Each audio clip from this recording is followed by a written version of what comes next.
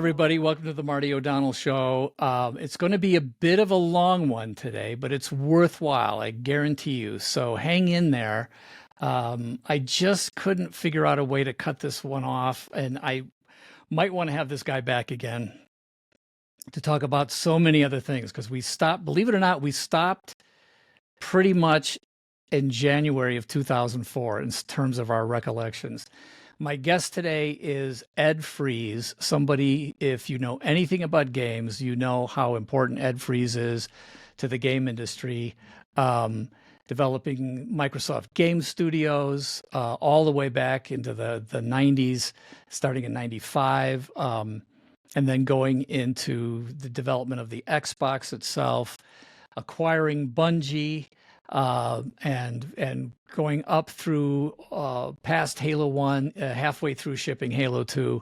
He left because he was one of those guys who was so protective of the creative process that he protected Bungie, gave us an extra year to make Halo 2. And we get into all these details. They're just great. Ed Fries, a computer science major, but a gamer and a creative person, and probably one of the nicest guys in the game industry. Just about everybody in the game industry will go to Ed to get advice about how to make games and how to produce. And Ed is just seen as one of the best mentors in the game industry to this day. So look forward now to my hour and 50 minutes of talking with Ed Fries. All right, ladies and gentlemen, welcome to the Marty O'Donnell Show. This week's guest is, I can't even believe I can get this guy on the show. He is so big in the game industry. He's just huge. And I'm so thrilled and honored to have him here. Everybody, Ed Fries, welcome to the Marty O'Donnell Show. Hey, Marty, good to see you. Thanks for having me. You know, you are a veteran of a lot of podcasts. I've seen you in a lot of things. You've been all over the place, and your story has been told in many, many different places. But I got to tell you, I'm just going to bring this up now just to see if you care. The one thing that's really hard to find for sure on you is how old you are. And now I'm just going to say this one thing. Because it is true that you joined Microsoft in 1985. Is that correct? Yes. And I was, at that very moment, I was writing the Flintstones Vitamins jingle for the first time. Of course. And I was 30 when I was writing that jingle. That's one of the things I remember. And I'm thinking, well, Ed must have joined Microsoft when he was like a teenager. Is that true? Well, 85, I was a summer intern. So I was between my junior and senior year of college. Yeah. Oh, interesting. So you might have been like 18, or you might have been 19, 20. If you want to know my age right now, it's 61. Well, I think you've hit the big one at some point. Have you hit it? I'm 61. 61. Yeah. Oh, okay. That's what I was guessing. The reason I want to know is I hit the big one just in May, but it's a decade later than your big one. So bigger one. That's a much bigger one, yeah. And, you know, it's surprising to me. It's like, it's shocking that the years go flying by this way. Yeah, but one of the things I wanted to do with you today is I've been having a bunch of the old Bungie guys on my little show, and all of my memories are sort of, you know, spotty and interesting. And sometimes I talk to somebody and they're like, that's not the way it happened. And so they'll give me their version. So it's so funny you mentioned that, because there's the Excel 40th reunion is coming up. And, you know, I worked on Excel when I first started at Microsoft. Yes, I know. And they're all fighting. My email is just full of them fighting about, no, it didn't happen this way. It happened this way, and blah, blah, blah. And I'm just laughing. It is. It's because everybody's memory feels very solid, and then you talk to somebody else, guys and you go 100% sure. You know, I had Max Hoberman on, and Hardy LaBelle, and of course Alex Soropian and Chris Carney. And my last week was Lee Wilson. I don't know if you might not have ever met Lee, but he was crucial to Halo development. He was our outside filmmaker guy who was able to do storyboards for us starting on Halo 1. So Joe Staten hired him as an outside contractor to do storyboards, which was great for me because I came from the film business, and it was great for me to see professionally done storyboards for a video game, which was the first time I had seen that. But talking to him about working on Reach and the voiceover sessions and casting and all this stuff. So that's almost a decade later, 2010. Yeah. And of course, I got a message from a guy who was also working on Reach and worked on the voice stuff. And he says, I'm pulling my hair out hearing you and Lee talk about stuff because it's like you got it wrong and it was this and this and this. So, so you know what I'm going through. Absolutely. Well, one of the things I want to do today is sort of like fill in those blanks. Great. I love the fact that you grew up as the son of two engineers. Like, I mean, tell me, what's that like as being a kid in a house and trying well, to you have don't a know good any time? better. You don't know any better. You think that those are just the conversations people have around the dinner table, or, talking about electronics or computers. My mom and dad met at Bucknell University, an engineering school kind of back east, and then they both ended up moving out here. My dad was an electrical engineer and my mom a chemical engineer. My mom worked, so my dad worked on something called Bomark. That was one of the things he worked on, which was this like surface-to-air missile, nuclear surface-to-air missile. Yeah. And my mom worked on something called the Dynasaur, Dynasoar, which was the precursor to the space shuttle. She worked on the like heat tiles, but but then, she hated Boeing because it was like incredibly sexist and she had a bunch of funny stories about that. And she left, had us kids, thankfully, and then went back to college and got a master's in computer science. So when I was kind of probably in junior high, I started tagging along with her and going to University of Washington and seeing her work on these, big old computers with like punch cards and all that stuff. And eventually after I got my fell in love master's, with it. when I got my master's in music. So just, I mean, I can't imagine a more different upbringing, your conversation around the kitchen table. My dad was a film director and my mom was a music teacher, so a piano teacher. So, I mean, it's just, probably night and day, but I just think it's really cool that somehow, fate brought us together at some point and we did things. But, it's the great thing about games, we got to bring the scientific and the creative together, the technical. Yep. Yeah.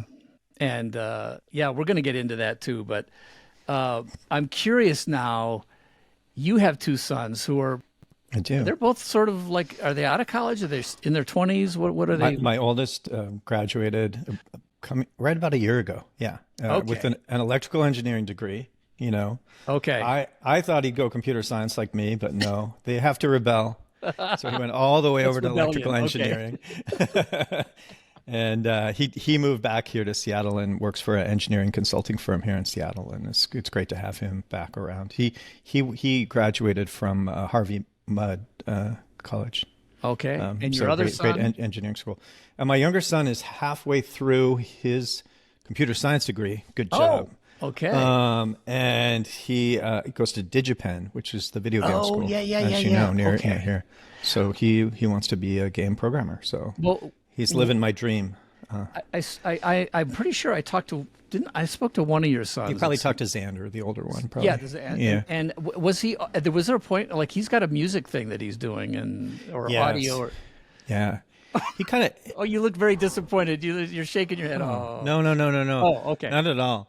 When he was in junior high, he went to a private school in Seattle, and they had to learn a stringed instrument. So he had to learn, he picked the viola and, and he never really loved the viola, but sure. it made him want to learn guitar. And so he kind of self-taught himself to play guitar. Okay. And then he did some stuff with like jazz band and learned the circle of fifths or something? Sure. Oh yeah. So he learned how to do improvisation. And then we had an old, one of the, not a grand piano, the cheap kind, the stand-up kind. The uprights. Sure. Upright. Thank you. Yeah. That's the word I'm looking for. We had an old upright piano that a neighbor gave us down in the basement. And I had a few piano lessons as a kid. So I taught him how to I taught him the little, I know, like this is, middle C and stuff like that. And Right. explained why there's black keys and stuff, because black keys on the guitar. Anyway, he picked up piano super quickly, like within a few weeks. And, Oh, wow. And just started playing, and so he just has this musical gift, and so he still plays and Okay, played in jazz band in college, and so he's still doing the music stuff for sure. Don't worry. That's good. I'm glad to hear that. I feel like a well-rounded person should have music someplace in there. For sure. It's nice to. I don't think I knew you had taken piano lessons at some point. I remember them just as like painful torture. Torture. You quit when you got to junior high. Is that about when you quit? No, before that. This was okay. Yeah, in elementary school I had them. Okay. I'd go to a neighbor's house and I would like do my little rehearsal thing, and then if I did good, I'd get like a little white statue. No, I'd get like a little plastic statue of a famous composer. Beethoven and Mozart. Yeah, right. So pretty soon the piano had all these like little composers decomposing on the top of the piano. Yeah. Bad joke. But see, when I was growing up, they were made out of plaster. So I had plaster ones. Oh, mine were plastic for sure. I wish I could find one. That'd be fun. What I'm talking about though. And then but you seems, I mean, obviously you're sort of destined for some sort of engineering / computer science. But the whole time you were interested in doing games, and you were interested in playing games and making games. And of course you made a Frogger ripoff that actually got sold. Well, yeah. So about the games thing, the Princess and the Frog, right? I don't know. I grew up like playing board games and card games. I always loved games. I think there's kind of a competitive thing to it too, Yeah. But also I grew up in the time of pinball machines and then the early arcade machines. You were perfect for that age. But I didn't really fall in love with computers until high school, actually. Oh, okay. I had all this exposure, but I didn't. I really fell in love with it when I got my first home computer, which was an Atari 800. That was a Christmas gift from my parents, and then I just like disappeared. The Atari 800. Okay. 800. That's important to say because the 400 is just like a flat thing as a keyboard. It's horrible. Okay. Tim Schafer had a 400, by the way. It's famous game that'd be designer, fun. I should get Tim on, see if he'd be willing to do that. You should talk to Tim about that.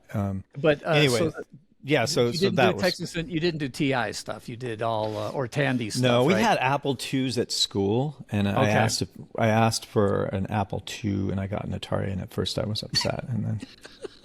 I was spoiled. No. But did you start programming? And then I learned the Atari was great. Yeah. So I started programming in BASIC and then assembly language. The first assembly language program I wrote was a version of Space War. With the two ships around the sun and they're shooting missiles. Okay, yeah. Kind of like a multiplayer asteroids, I guess you could call it. Yeah. But and was then it a wireframe thing or something else? Yeah, like vector. It was. I was simulating vector graphics, but on a raster screen. So okay. And I actually submitted that to Atari and had it rejected, and I remember it as like this big thing. But later I found the rejection document like many years later. And it really was, and it was like, oh, we found these 3 bugs. If you just fix them and resubmit it, we're interested. And I was like, kidding. What? That's totally not. We were talking about memories. It's like, that's totally not how I remembered it at all. I just remembered it as being like, we hate you. So all you had to do was stomp a couple of bugs and you would have been in. Exactly. And so I moved on to my next thing in a huff. And then I was like, but back then it was, so by then it was like the early 80s and the arcades were just booming. And, so I'd like walk around the arcade and say, what game is easy enough I can do it, and I find Frogger and I'm like, this I could do. I just have to make a frog jump across a road. And so, I made this game called Froggy. And anyway. So it wasn't the Frog and the Princess, right? It was. Well, no. Well, so what happened was I made this game Froggy, and then these guys. It made its way around the country, which back then was weird because it would have to go through bulletin boards. There was no internet or anything. But it made its way down to a company in California that was doing these ROM cartridge things I could tell you about, and anyway. and they tracked me down. It just said Froggy by Eddie Freeze. Somehow they found the right Eddie Freeze in the country. I have no idea how. I mean, my last name's unusual, but not that unusual. Anyway, but they just showed up and offered me a job to work for them. I was a high school kid working at Shakey's Pizza, making pizzas, and it's like my dream job. So wow. So I started working for them on the side as I finished high school and then went into college. Yeah. But yeah, so Froggy became Princess and Frog because they were they were worried that we were going to get sued because I was going to say, how did you get away with that? well, that's what's funny. So it was like, I mean, the original one looked pretty much exactly like Frogger, and then they're like, oh, we got to change it, and so they came up with this idea of having a medieval theme, and they're like, change the cars into jousting knights, and I'm like, okay.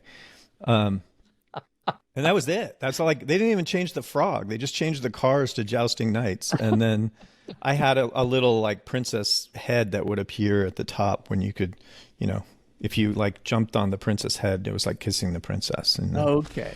Did you turn into a prince at that point, or you just went to the next level? You did actually. You're the frog turned into a little prince head in the little top. Oh, very cool. Gosh. But anyway, so I finished that when I was doing my first year of college. That's when I went off to New Mexico. Lived in New Mexico for 4 years in a little town. Anyway, but Microsoft had moved to Seattle by the time you were there, right? Correct. Yeah. Some people think because I was in New Mexico and they were in New Mexico. Yeah. They were in Albuquerque. I was about 80 miles south of there in a town called Socorro, going to a school called New Mexico Tech, that's all the computer science people called it New Mexico Tech, but the real name is New Mexico Institute of Mining and Technology. Oh, interesting. Which we were not miners. I was going to say you didn't do anything with mining though. But okay, so you come back to Seattle, you intern at Microsoft, right. And almost immediately you're sucked into these competitive teams. You guys are like, we are going to take down Lotus 1-2-3 and WordPerfect, which I remember. In '85, I don't think I had a Mac yet. I think I bought my first Mac in '86.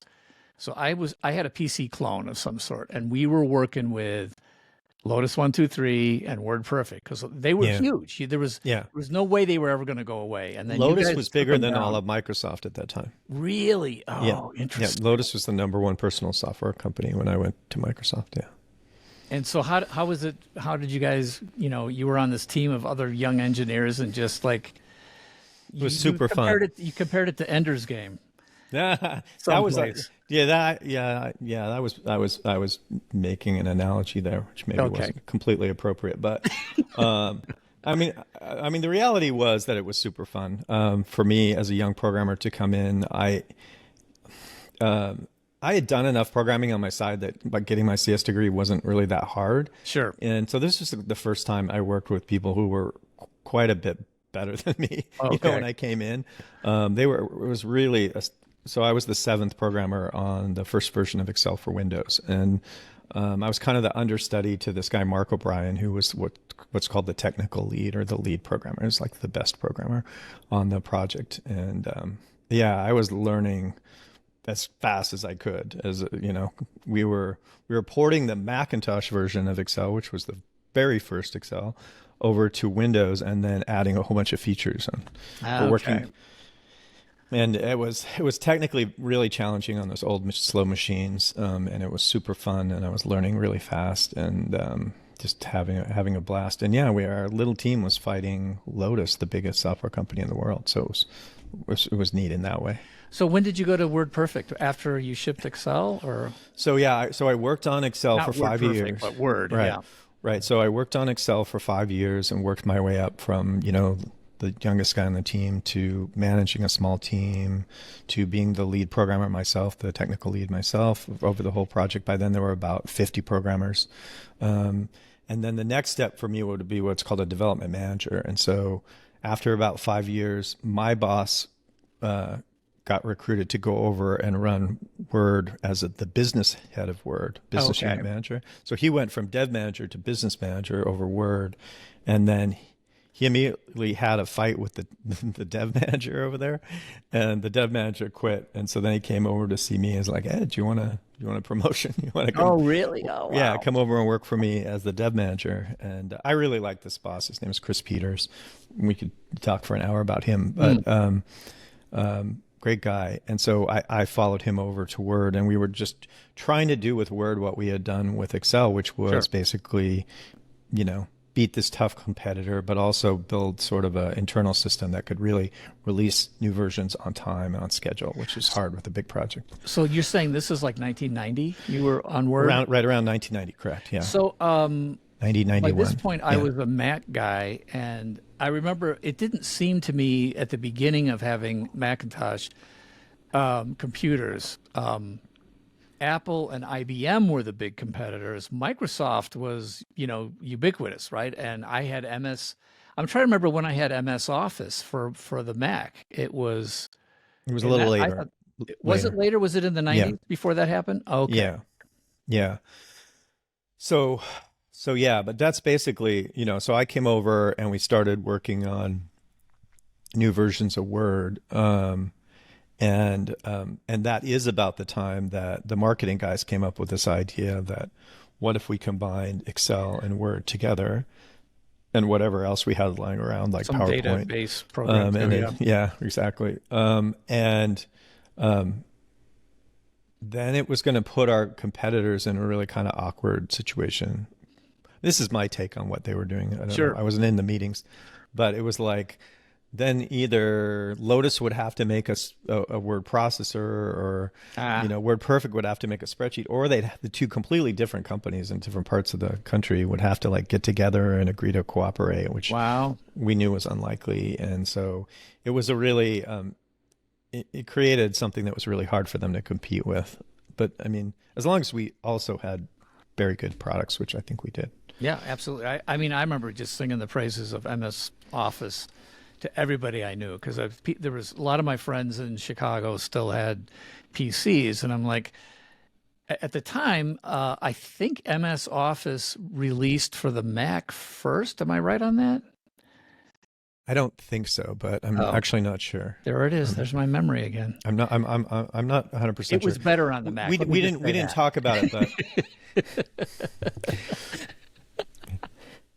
but this was the time that Windows was really taking up, and so Windows, if you were going to go to Windows, really Office was the way to go. Sure.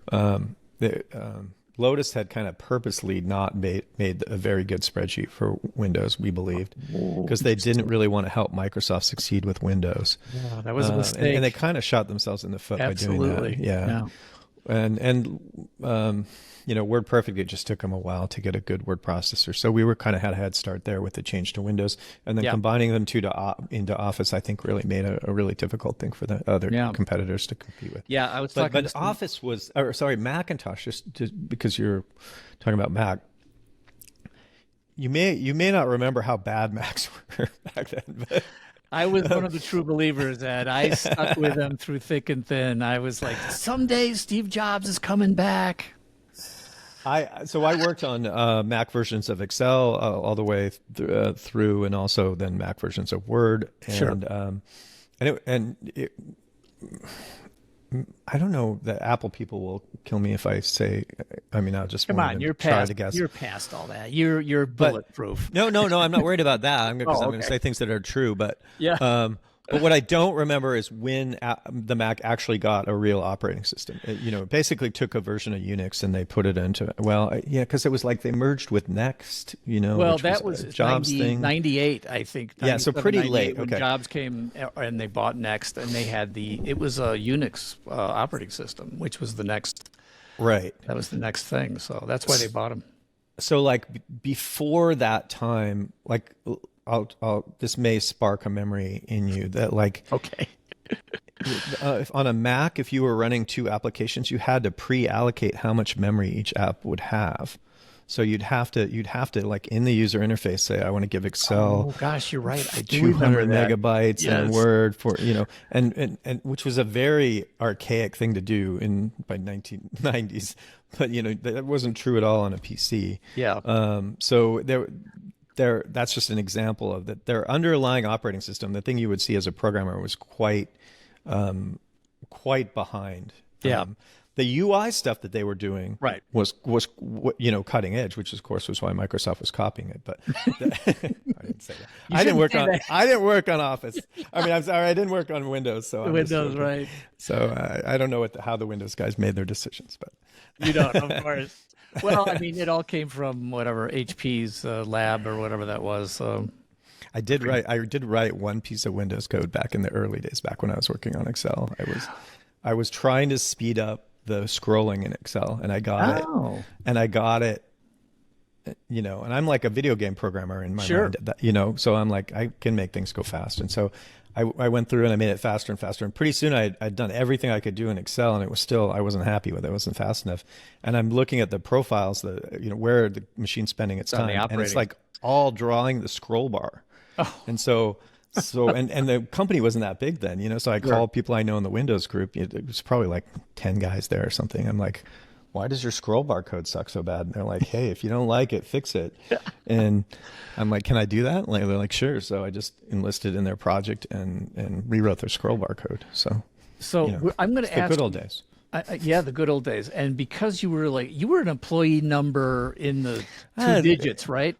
No, not quite that. Oh, okay. When I was an intern, the company had about 800 people, and when I joined full time, they had about 1,200. Yeah. Okay. So, but still, I mean, the company went public between when I was an intern and when I was full time. They went public in March of '86, and I joined full time in June of '86. I'm correct in assuming that there was no actual like profit sharing or stuff for the employees, but there was a lot of.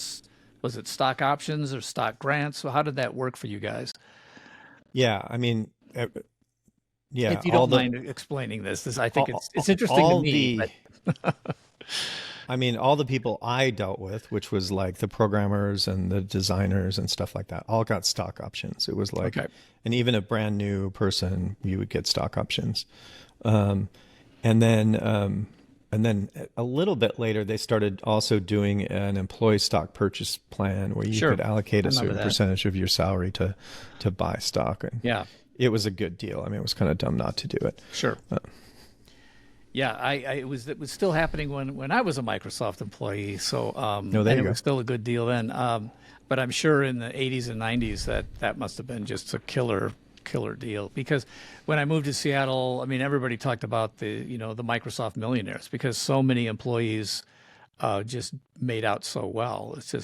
It was incredible. And it's interesting to me that you were doing that job like starting in 85, but you stopped doing that job in 95, right? So Correct. You went over and began in 96 maybe. Yeah. So here you are, a really young guy, and worked on. Not in my mind. Well, I know, of course. That's 30. Yeah, 30-ish, and you're like, no, I'm going to go. They must the VPs at Microsoft, or the people you reported to. Did you just come to sort of the end of like what you wanted to do, and then they gave you an option to like, what would you like to do next, Ed? Like, here you go. Yeah, it was kind of like that. It was like, I mean, like I had been promoted like pretty regularly. I was kind of on a fast track, but also the company was growing really fast. Yeah. And I'd been promoted pretty regularly. And when I got to running Word development, I had the same job for 5 years, which was kind of a long time. Okay. When you're that age. Young. Time is so slow then. I know, it's exactly. Like, what, another 5 years just went by? Oh my gosh. Exactly.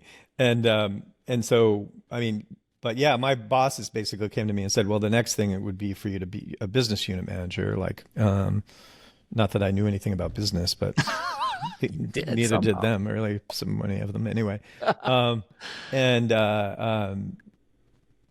And they just kind of encouraged me to look around the company and look for something that might be appropriate. And I did. I flew down and I talked to the PowerPoint team, and I didn't like that. And I'd looked at one point on doing something where I would be two in a box with another guy, and that kind of fell through. And so I was just kind of open to looking around, and then I actually ran into a guy at the SeaTac at the airport, and it was like, yeah, where did you, I work in the games group. And I'm like, oh, I guess I hadn't even thought about that. And he was like, yeah, in fact, our boss just quit. And I'm like, or got fired or something. I probably can't say that on this call.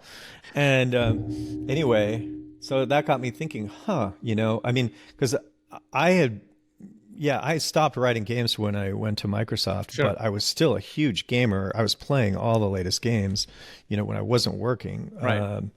And so, and just the 85 to 95 was an amazing time for game development. Yeah, absolutely. And by like 95 or so, we're really starting to see the rise of 3D accelerators and that kind of thing. And so games are really changing. And so I went over to the group and I looked at what they were doing, and I was a big Command and Conquer Red Alert player at that time, and they showed me this early RTS they were working on with this team called Ensemble Studios down in Texas, and yeah, that became Age of Empires, and so a couple of years later, that's amazing. But Stuart Mulder was there. A whole bunch of the people from that time were there. John Kinnick. Yeah, I think John was probably. Yeah. Okay. I mean, there was about, the team wasn't that big. They were about the same size as my Word development team, like 60 people. Okay. But they had another 60 who were contractors that they were kind of keeping off the books. So I learned when I came over there. So they were really about double the size. But anyway, the old Microsoft contractors. Yeah, so I said, I went to my bosses and I'm like, hey, I found the job I really want. I want to go run the games group because I'm super passionate about games, and they could, I mean, I kind of only really love two things. I love programming and I love video games. And so, and I was still programming as the development manager of Word, but I knew if I was going to go up one more step, I'd have to give up programming. And so this is the way I'm explaining it to myself, Sure. Like, okay, well, if I have to give up programming, the other thing I love is games. I could go to a job where I can do the other thing I love, which is games. Yeah. So, so my bosses all told me I was committing career suicide. One of them said that. That should have cemented it for you. Like, okay, I'm doing it. Right, exactly. Another boss said, why would you leave office, one of the most important parts of this company, to go work on something no one cares about?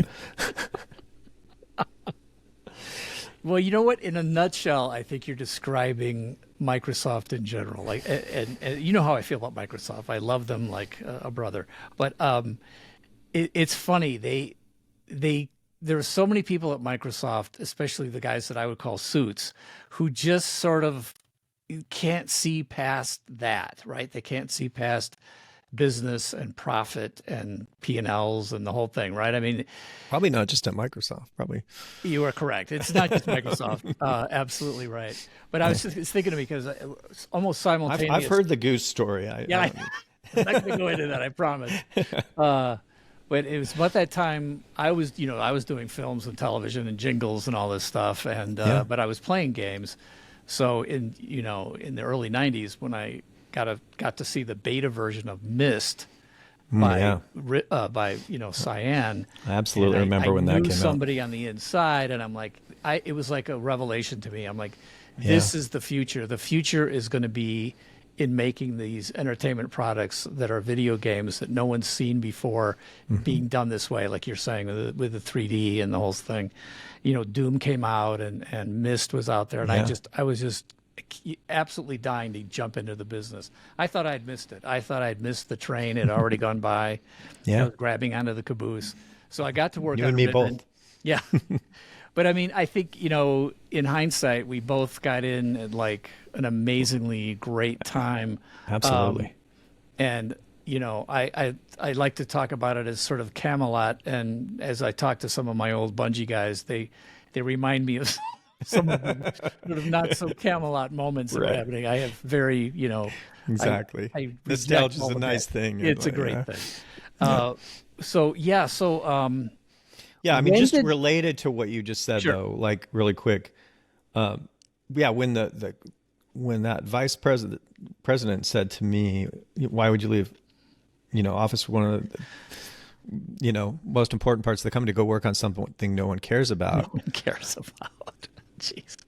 From running Word for 5 years, my job kind of sucked because like most of my job was to say no to people. Like that's how we could ship on time. It was Sure. like it felt like a whole rest of the company is trying to like derail our project constantly. And so I'm constantly, it's not that fun to say no to people Yeah. all the time, who are coming in, will you do this? No, we're not going to do that because that's going to delay our schedule. And then they get mad at you for some reason, or whatever. And that goes all the way up to Bill Gates. So, so the idea of going to work somewhere that no one cared about sounded really good to me. It's like, That's wow, I can just do what I want. I can just make the decisions that I want to make and not have to spend all day chasing away the whole rest of the company they don't care about it. It's good. You don't care about games. Great. Leave us alone.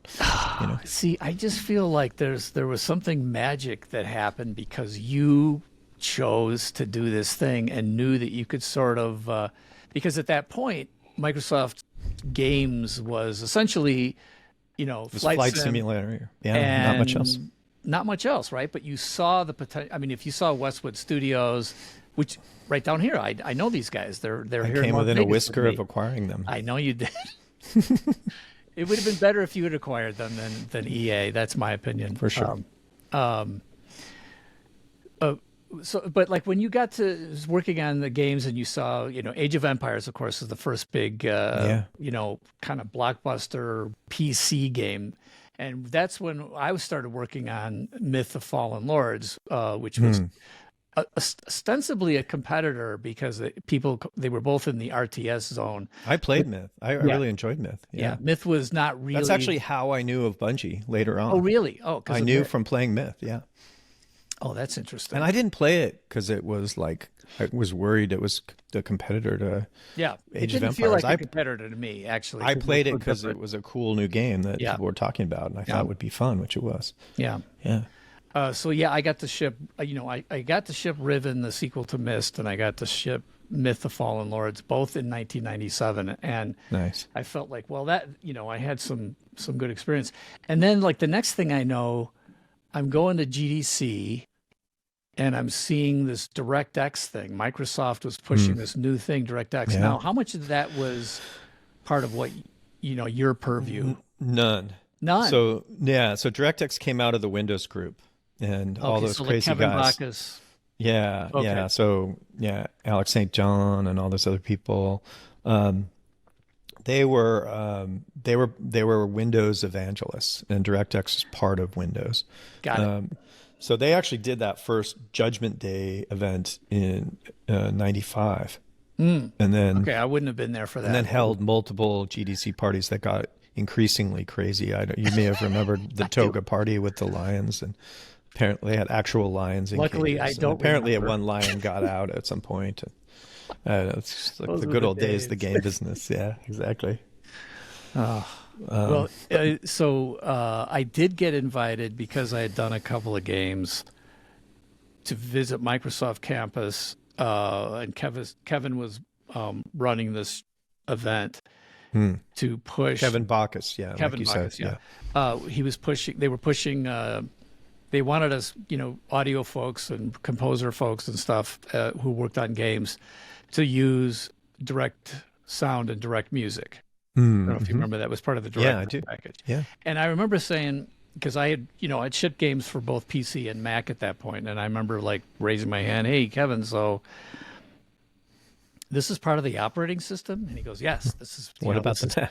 Yeah. And I said, "What about the Mac?" And he goes, "Well, it's we're trying to push the Microsoft operating system." And I'm like, "Well, that sort of like isn't interesting to me. I'm not about. I don't want to sell your operating system. I want to make the best game I can possibly make." And on as many machines as possible. on every machine I could think of. Like I don't want to like limit my audience just because you guys want to do that. But he was giving the party line. But I think either this was probably like 98, possibly. I think probably 98.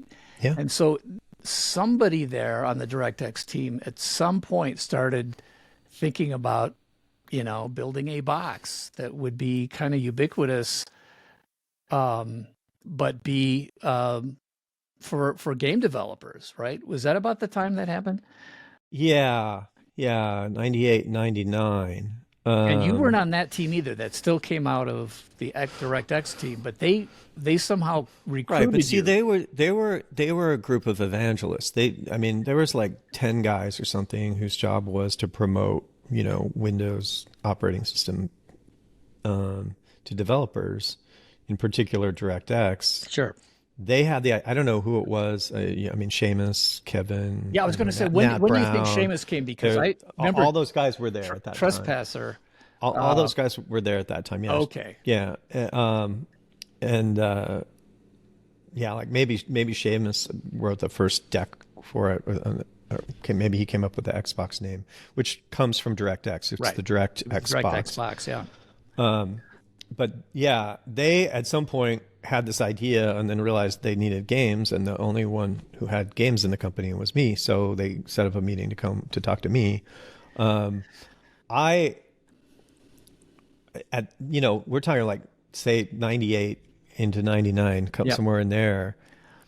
By that point, we had done multiple acquisitions in the game business. The group was quite a bit bigger, kind of with Flight Simulator and Age of Empires. We had enough money to like reinvest and grow, and getting more and more shares, like more share of PC gaming was getting harder and harder.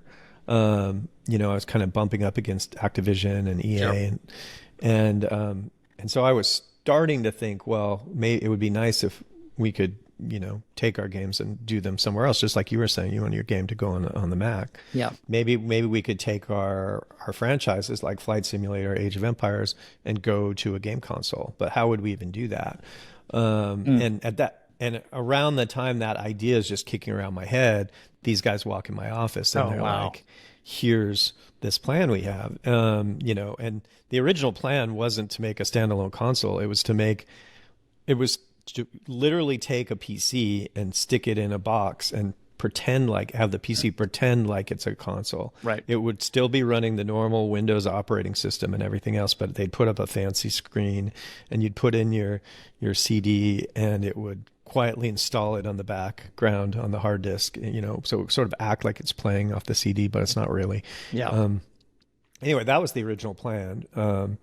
And that scrappy team was sort of going up against the other team that wanted to do a home entertainment. At the same time, there was a group out of Windows, different part of Windows. This is classic Microsoft. Half the time you're competing against your own people in a different part of the company. And so there was a group called Windows CE, and that was special version of Windows for consumer electronics. And they had convinced Sega to put a sticker on the Dreamcast, which if you get a Dreamcast, you may still find that sticker. It says Windows logo and it has Windows CE. And there was a way to boot the Dreamcast, which no one ever did, into Windows mode to play like the one game that was available or something. Was Peter Moore there at that time? He must have been. At Sega? At Sega. Yes, you're right. He was. Okay, yeah. Interesting. Okay. Yeah, he would later come to Microsoft, and I know. I got mail from Me. Peter like 2 days ago. But Oh, really? Anyway, yeah. But anyway,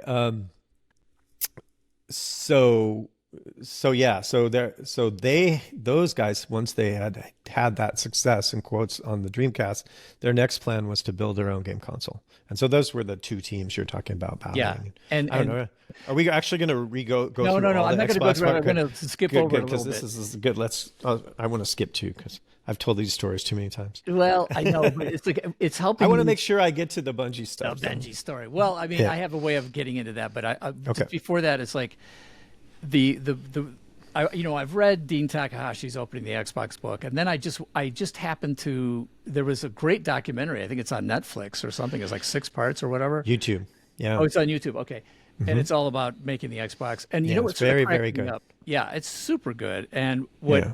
what's funny for me is, I never really thought about how like scrappy and non-corporate and kind of crazy the team that was making the Xbox team. You were obviously the adult in the room compared to You can call me that. Exactly. And Yes, but you I was got- you more of an guys all adult got- than Seamus. you all got crucified at the Valentine's Days massacre, which was, Right. and here's what I think is interesting about that You're presenting, you guys had beat out the other CE team. Yeah. But the whole thing was we're going to bring Windows into the living room on people's TV, and that was the selling point. And Ballmer and Gates bought into it. Now, Ballmer and Gates are my generation, so I can make fun of them all day long. I would anyway. But when the Xbox team came for a sort of the final approval on Valentine's Day 2000, right? It was February of 2000. Correct. And you Valentine's Day 2000 had to show like, hey, look how fast things load. Well, it loaded fast because, I mean, obviously, whoever made the decision, like games have to, we're competing with consoles. The game has to turn on as fast as possible. You can't be booting up Windows in the background and having that giant thing. So you guys stripped it out. You made the right decision. You show it the game. And that was Jay Allard, by the way. Jay Was Allard that Jay? and his team. Okay. Yeah, the system. His team did the system software. Oh, that's cool. All right. So there's something about Jay Allard I should like. Another thing. That's a joke, Jay. If you're watching this, I love you. So, but you guys got killed on Valentine's Day, and then at the end, what about Sony? And that was the key. And boom, you get the $1 billion or whatever it was you were looking for to go forth and conquer.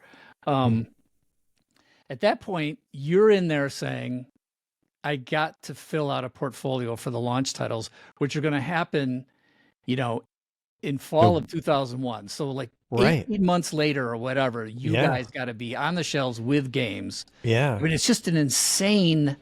It's an insane schedule. Yeah. The schedule just, games take 3 years even back then to make. Yeah. And we just got everything we asked for, which was to sign up to do it in 18 months. It's like what we're thinking. Yeah. But, so we came out of there with some urgency to be creative. Yeah. Which, and you guys absolutely were, but what happened? So like, I remember when, was it the GDC then that year that you guys showed the Xbox, the fake, the giant silver Xbox? Yeah, it was in March in GDC. Yeah, that's why that Valentine's Day Massacre was in Valentine's Day, because one of the things we wanted was Bill to come to GDC and do that presentation. Yeah. So I was at that GDC, and I remember going back to Bungie and saying, guys, like, we haven't ported any of our PC/Mac titles to, and I wasn't a Bungie employee. I was a contractor. But I just said, I just saw this demonstration of the Xbox. I'm completely blown away by what it's going to do. How soon are we going to be able to port these games we're working on to, both this new Xbox and PlayStation. See, once again, I was like, we got to get these in as many places as possible. And we had shown like the early version of Halo in 1999. You'd shown a Mac version of Halo that was pretty different than what. 100%. People will know what I mean. Yes. A video's out there, I think. But hey, it was aspirational for whatever we were doing. But it did have the monks and the music, so like at least the feel was there. But so I was like super excited about the new technology, especially I think you guys had dropped the hint that, or one of the features was Xbox was going to be 5.1 Dolby surround sound, which just was like, oh my gosh, like I'll do anything to have that, because it's like good. Now we're competing with movies. We were saying the right things. Good. You were saying all the right things. You had gotten me hooked. And as a guy who wasn't a Microsoft guy, I was like, wow, these guys now are doing what they want to do. And it's funny. So that's February, Valentine's Day Massacre. Then you get Bill Gates to show it in March, just a month later. Mm-hmm. And then on May 10th at E3, we had our big, Bungie had built a booth. We had a 10-minute long demo. I was, scrambling to get this DVD so we could show the Halo 2 demo in surround sound at E3. And, we had built a little theater and had this whole thing. And I remember Alex saying, oh yeah, you got to be here by 9 a.m, because before the show opens, we're going to have some VIPs seeing the demo. Now, the one thing I don't think you and I have ever talked about is who were the VIPs at that demo? Because I know it was from Microsoft. Do you remember? I don't know if I was there. You don't know if you were there. Interesting. So from my point of view, what happened is, and John Kimmick and I don't completely agree on this, so it's fine. Um, uh, uh, I had gotten to know before Valentine's Day Massacre, like, you know, probably maybe even a year before, I'd gotten to know your business guy, Peter Pete Tamte. Tamte. Okay, I was going to ask you, when did Pete and you first hook up? So it was before. So I knew, Okay. yeah. And you know, we met at a conference and chatted for a bit, and that's all how we knew each other. Yeah. And then you know, not long after Xbox got approved, my phone rang back when people used actual phones, and he was on the line, and he told me that Bungie was Struggling. kind of in some financial trouble, and you know, if nothing else happened, it was going to get acquired by Take-Two, but they wanted to look around and see what their options were, and wanted to see if I So might you be were already interested. thinking about it even before the Valentine's Day Massacre? Like as No, a this is possibility? after Valentine's Day Okay, so Massacre, after. Okay.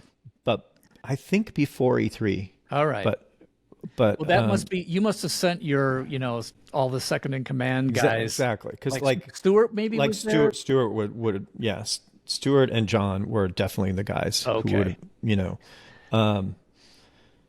'Cause and right after we showed it, Alex pulled me aside. He goes, Marty, Microsoft it just made us an offer I can't refuse.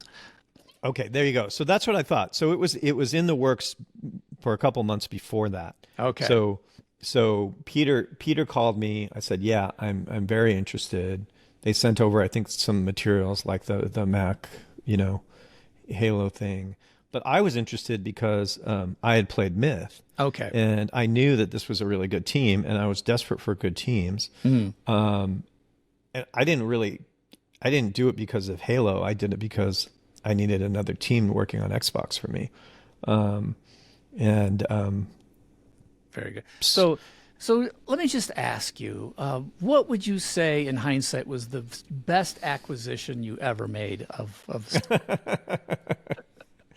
I'm gonna go with Bungie on that one. Yeah. Oh, okay. I mean, honestly, I would. If it wasn't you asking. Well, I don't know if you knew this, but I was a contractor. I joined Bungie on May 1st. This is the question I wanted to ask you. Oh, sure. actually, Ask me anything. today. I was curious because I knew you had been a contractor, but I knew when we acquired you, you were on the list of full-time employees, and so for 10 days. You got acquired as part of, because we were only acquiring the full-time employees. I know. So what I always wondered is if they hired you just to get you on the list before we did the acquisition. No. The acquisition My clause. official. It was so my studio. It would be fine either way. Yeah, I know. But my studio burned in January of I didn't know that. 1999. Yeah, Your studio burned down? Yeah, my studio burned down in 1999. Did you lose work?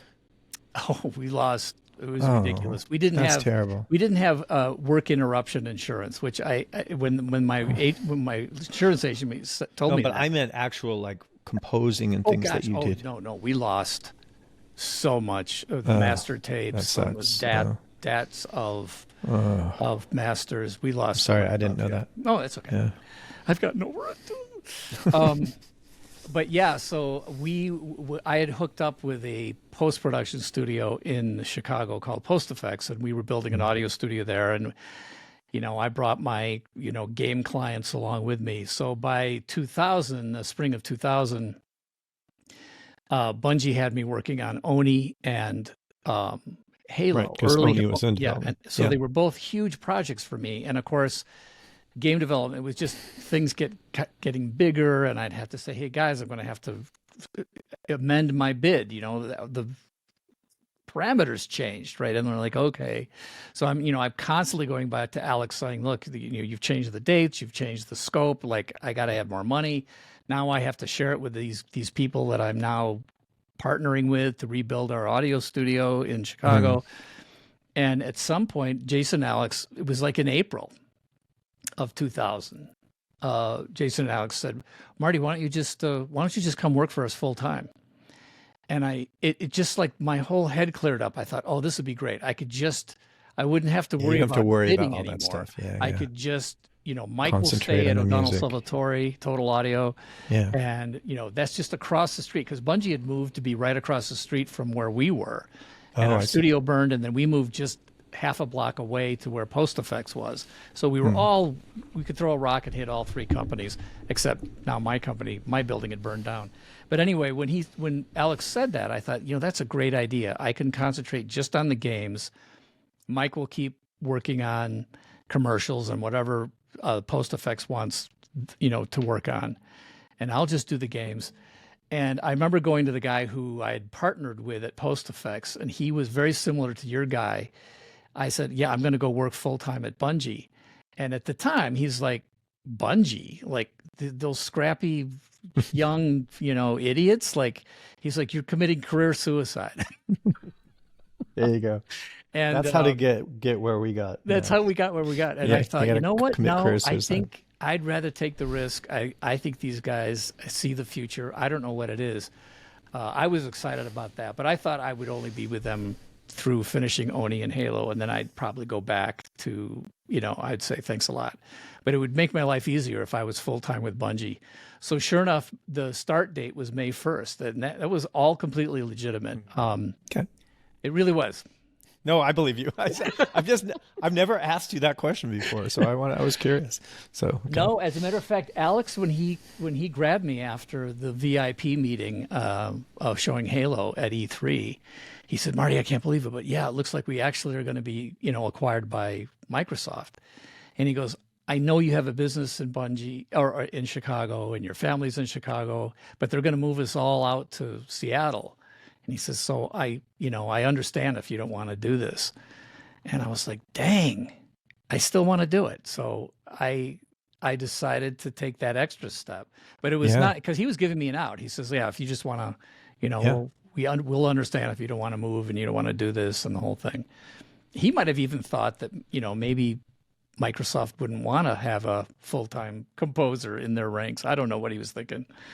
I should have asked him that when I had him on the show. But yeah, it was, see, I didn't know that like you guys were only making offers to the full-time employees, but yeah, that was me.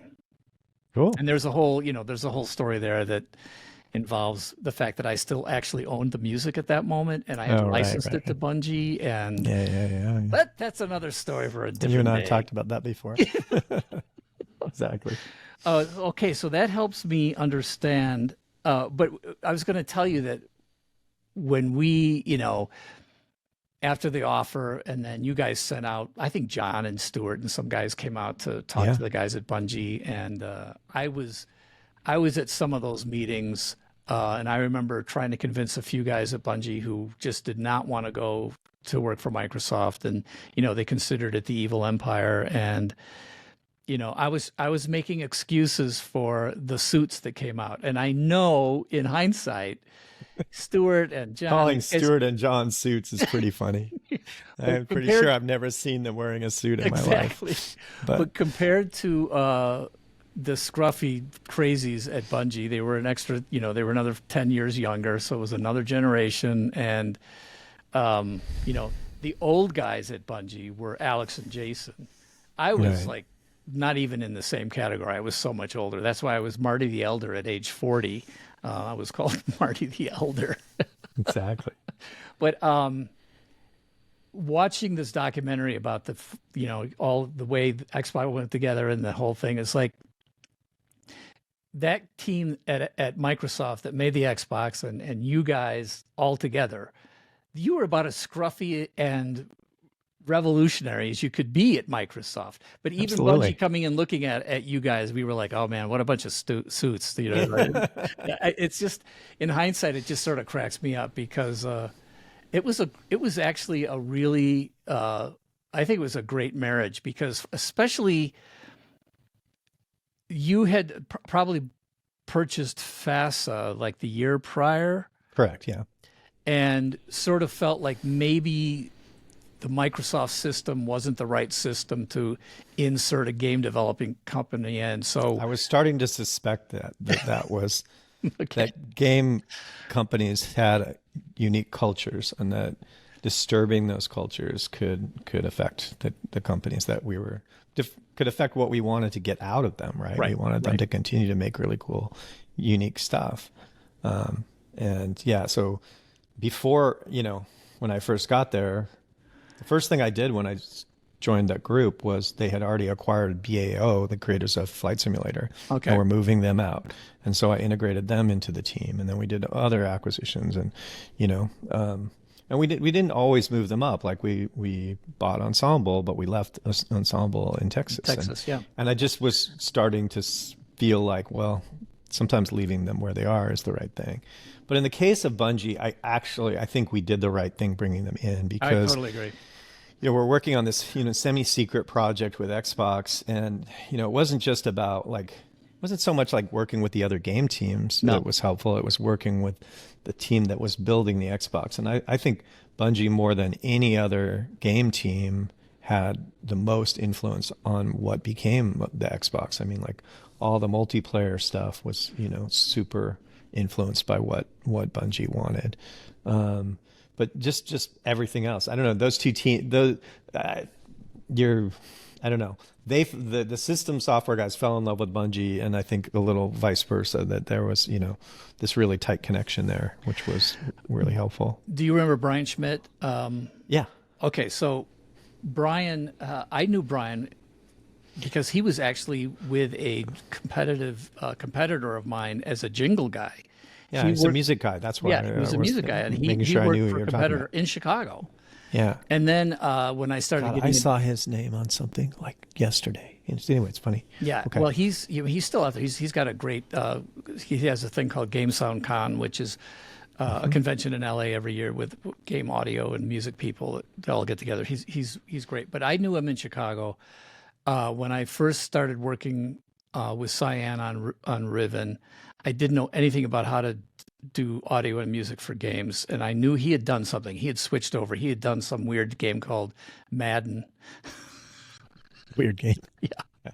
He had done the first Madden, and he was working with Madden. He was working with EA, and he was doing all sorts of stuff. And so I had him come over to the studio in Chicago, and we became friends. And I knew he had some technical chops, way beyond anything I had. So it was really great to know. And then when I heard he was at Xbox, that was another one. It's like, so I called him. I'm like, Brian, tell me about the Xbox and 5.1. He goes, I can't, but if you come out here, I'll show you everything. So yeah, he was just across the way in, Cool. Millennium D or whatever, Yeah. those Millennium buildings. And so I was constantly going over there and saying, hey, the startup sound is too loud compared to what, there's a dB ceiling you're putting on this, and what's happening with the Dolby deal. And he was like, yeah, it's in danger. We might not be able to cut it.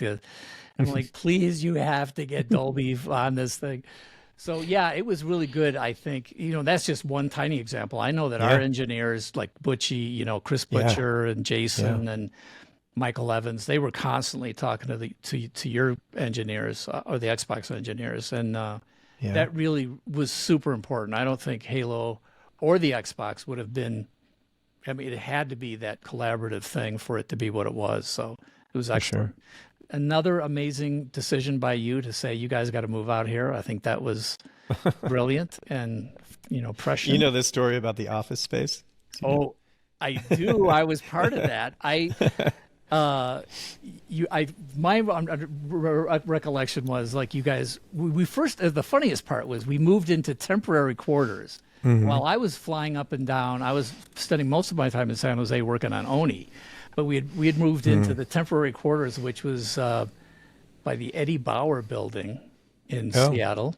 I didn't even know that. Okay. And it was also housed the what was that? Encarta. Yeah. Encarta.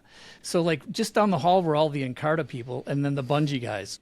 I mean, us meeting in the hallways was so funny because they must have thought it's like aliens. Temporary quarters because you hated the quarters that I prepared for you. Oh, that's the story I'm talking about. I had a whole building. Didn't know it was actually ready. Yeah, it was totally ready.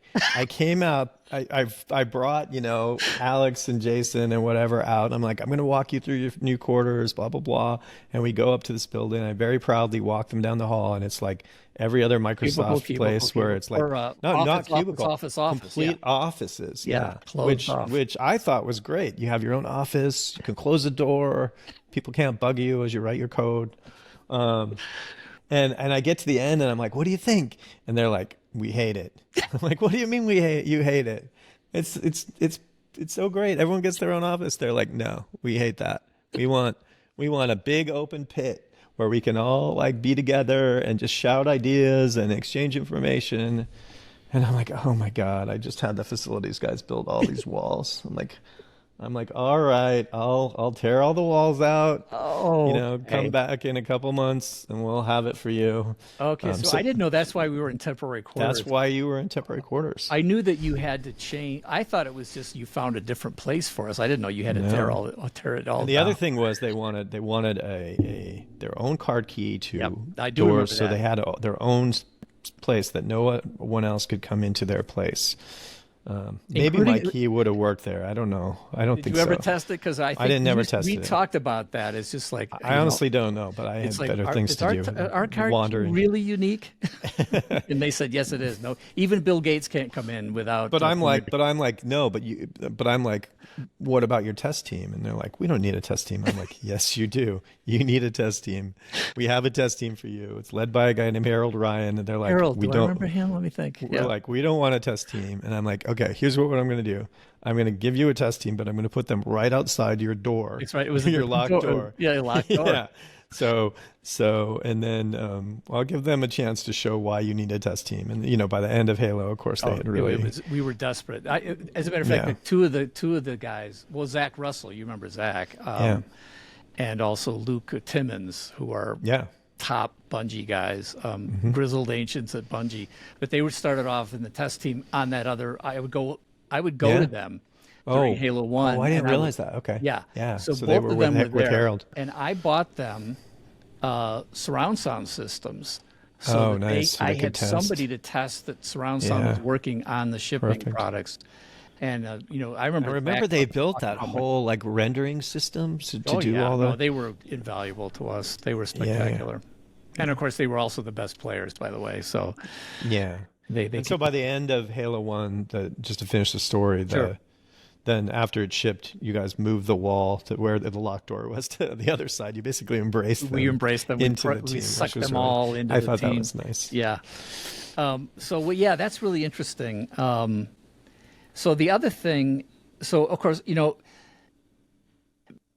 just to clarify, I know that you were really worried in 2001's E3, and you and I have talked about this. I think maybe you remember it. I don't know, but I remember before we had to show something 2001 E3. Like we had to be there. We had to show the whatever we had going. Yeah. And I think we were still working. The dev kits might have still been. They were like half performance. And they were half video. The video card was. I kept saying, "Wait a minute, this isn't the final hardware, right?" And everybody's like, "Yeah, it's not the final hardware." I said, "Well, so we don't have this chip, and we don't have that. It's the frame rate is bad. Like, why does Microsoft want to show this? Like, well, they have to show Halo because everybody's expecting to see it." I'm like, "Well, okay." And by the way, back then E3. By the way, back then E3 was when we used to have these thing called buyers, and they represented stores like Walmart or whatever. Yeah. And they would go around and decide what games they're gonna make orders for. That's the whole reason E3 was there. Right. It wasn't a fan thing. Yeah. No, it was not a fan. It wasn't even open to fans. Supposedly, except they all got fake press credentials. Well, it was open to the press. Yeah. What's funny about that is I didn't really know that it wasn't showing well. Okay. So I was behind closed doors. Those shows for me were unbelievable. I mean, I'd probably be out till like 3 a.m., which maybe was a little self-inflicted. Then I'd be up at like 6 a.m. And then I'd start to have meetings. I have meetings every half hour all day long. And every half hour there'd be new press. And I was showing the single player version. Sure. And I was having a blast, and I was really loved the way it looked, and I loved showing it, and I got good at showing it off, and It was all this stuff. And silent cartographer. silent cartographer, thank you. I I was showing silent cartographer all day, every day, and Jamie's I could have done it a lot longer. But out on the show floor, things weren't going so well. So that's what you're talking about. Yeah. It's interesting because I just remember thinking, well, this E3 doesn't count because the only thing that counts is, of course, that's me not thinking business wise. Right. I wasn't thinking there'd be buyers and press who were going to The trash buyers it. are there to buy for Christmas. Right. The Christmas that was coming up that we're going to launch It's at. coming up. But I was that Christmas. Why would they do this? There's only half the chips are in the boxes that are showing. Like, are they going to explain that this isn't finished yet? Someone made a bad choice. I don't know who it was, but okay. I mean, trying to show 4-player split screen multiplayer.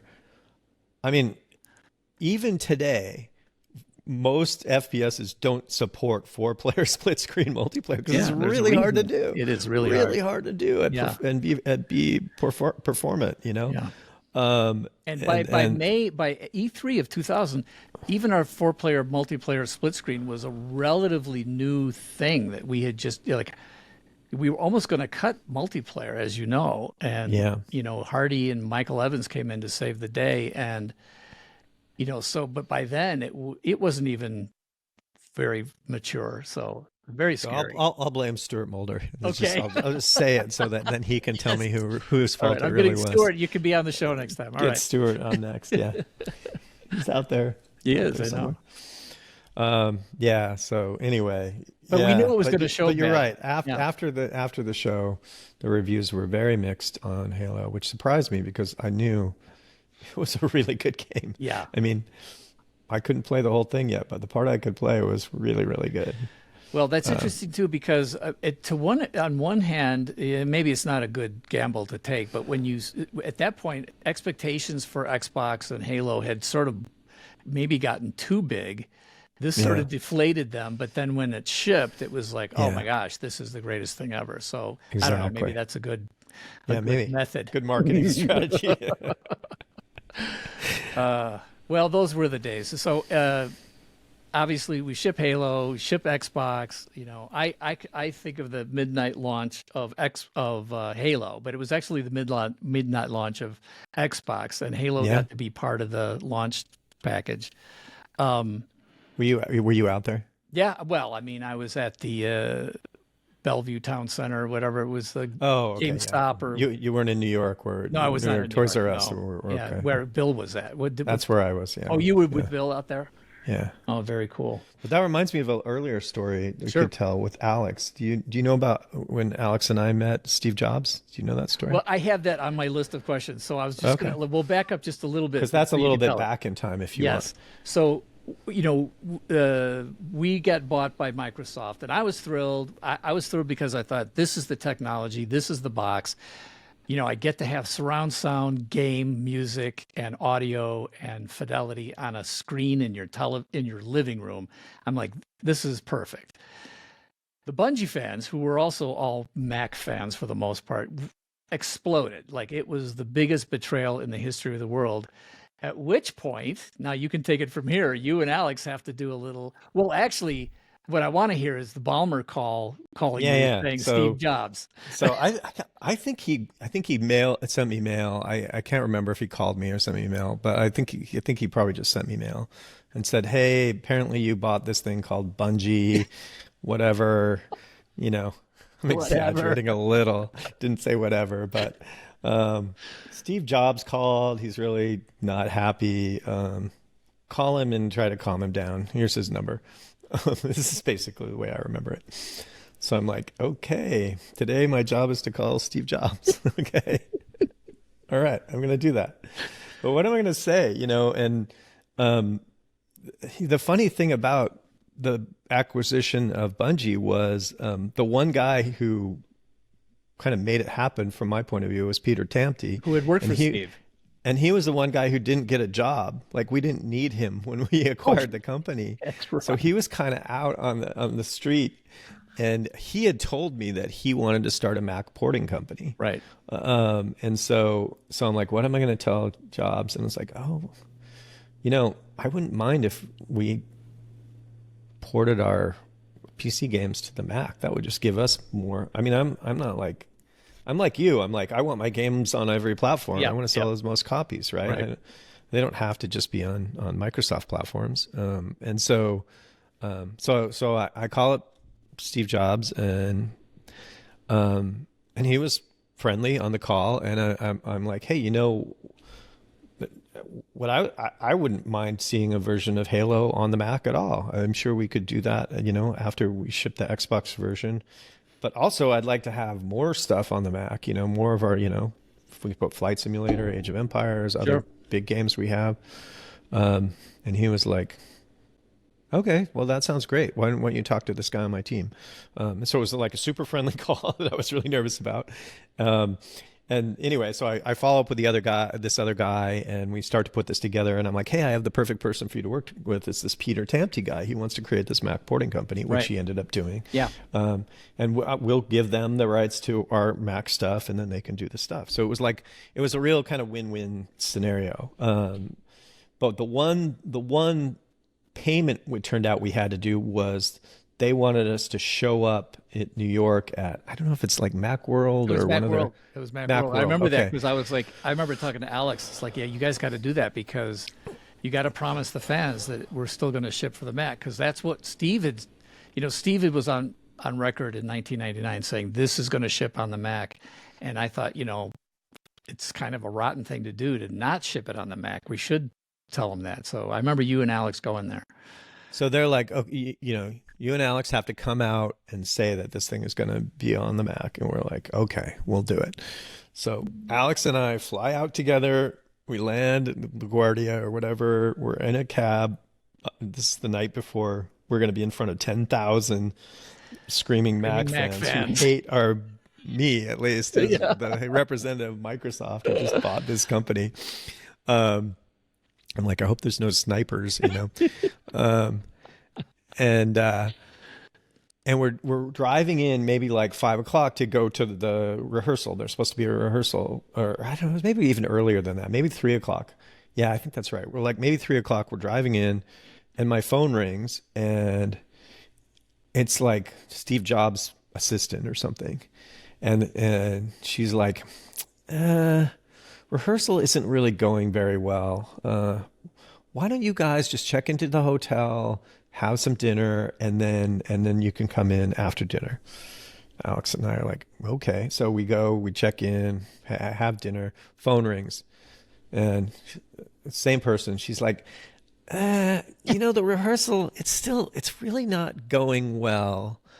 Why don't you guys just come in the morning and we'll, figure it out then? And I'm like, the event is in the morning, right? Like, we're going to be up in front of 10,000 people in the first thing in the morning. And they're like, yeah, don't worry about it. We'll just show up in the morning. We'll figure it out. So we show up, they give us seats in the front row. And I don't know, like maybe a half hour before that starts, Jobs walks up and says, okay, here's just how it's going to go. At this point in the presentation, I'm going to say this, you guys are going to walk on stage, shake my hand, Ed, you're going to blah, blah, blah for like 30 seconds. And then Alex, you're going to blah, blah, blah, and then you guys, we're going to shake hands again and smile, and you're going to walk off. And like, okay. So that's what we did. Wow. Yeah. Well, I don't know if you know this story, because I'm going to go forward a little bit and then back. But at some point while we were making Halo 2, Pete Parsons came to me and said, hey, yeah, you should know that Microsoft's canceling the Halo 1 PC Mac port. Like, we're not going to do that. And I was like, wait, what? What? You can't tell me that. And he said, well, it's just business. I'm like, no, it's not just business. We actually, on multiple occasions, have promised the fans.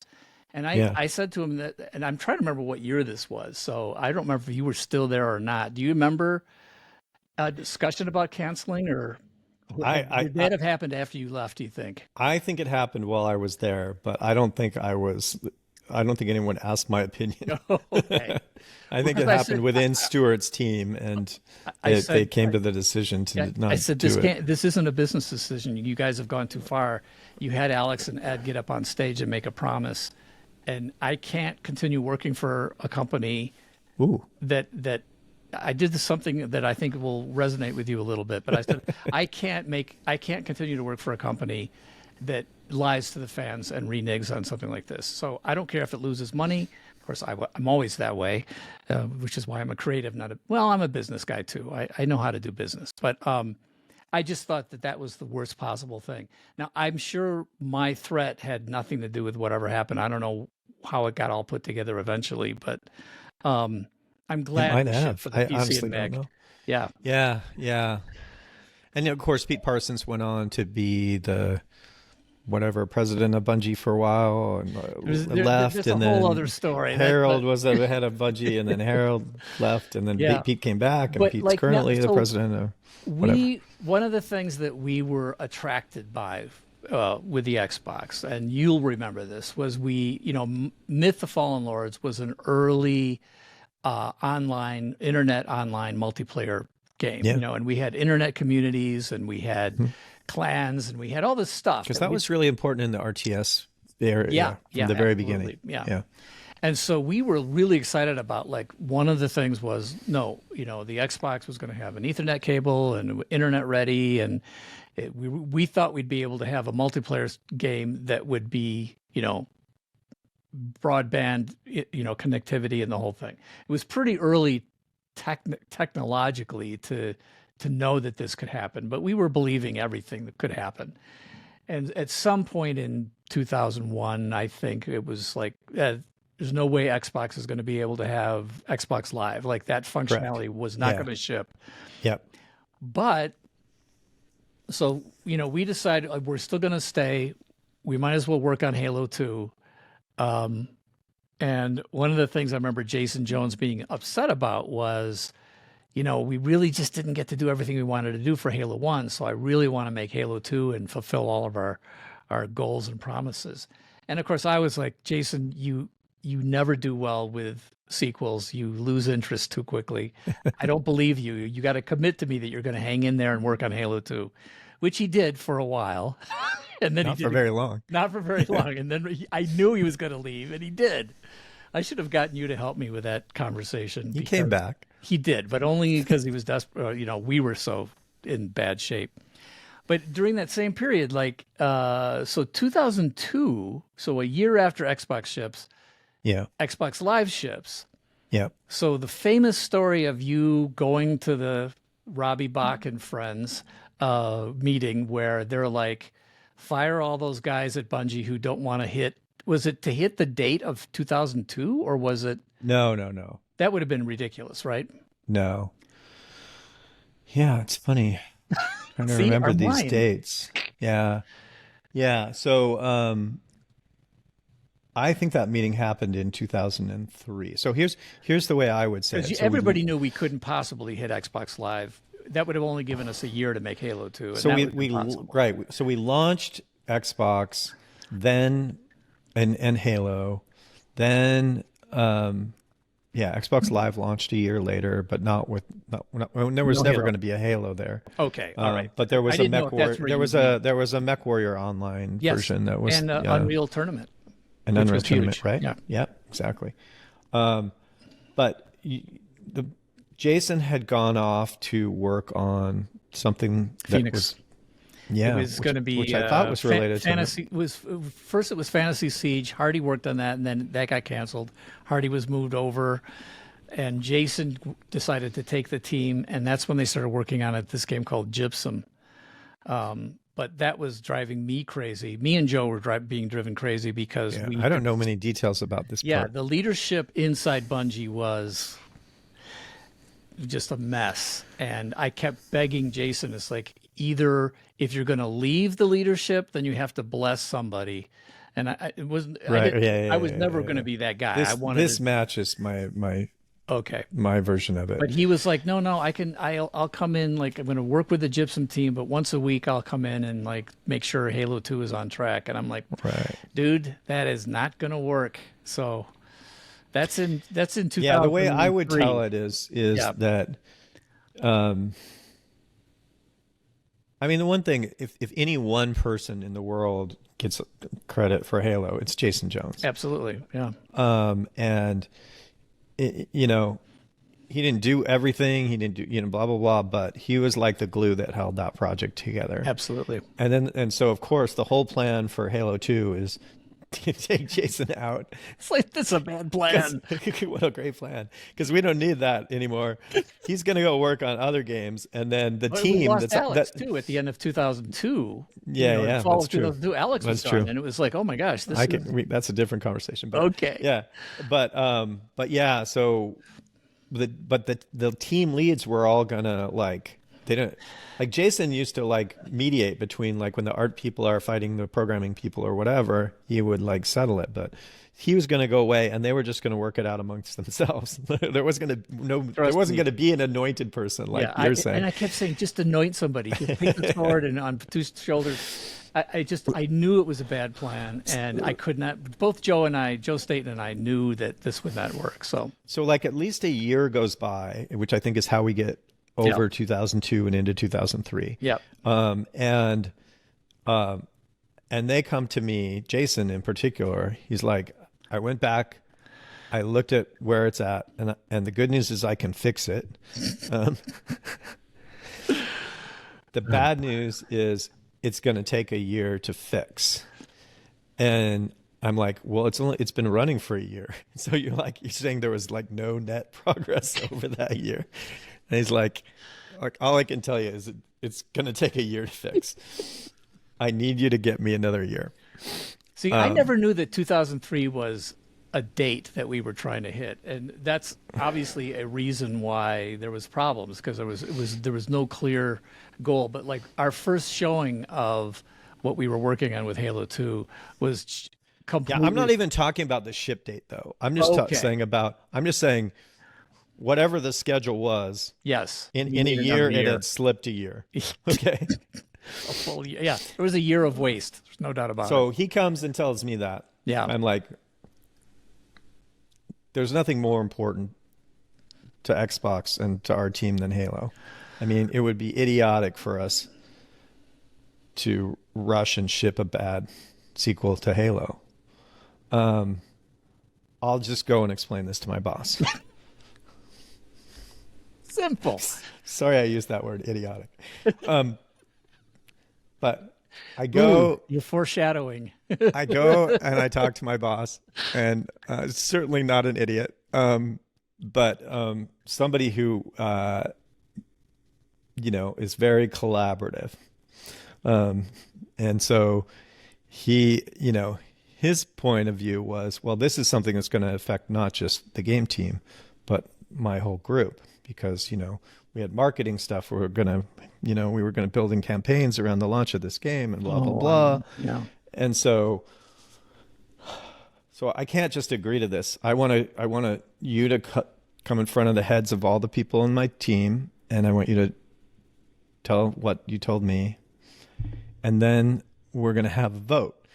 And I'm like, what? A vote? And it's like, yeah, we're going to vote to see whether you should have that extra year or not. And I'm like, no, you don't. We need the year.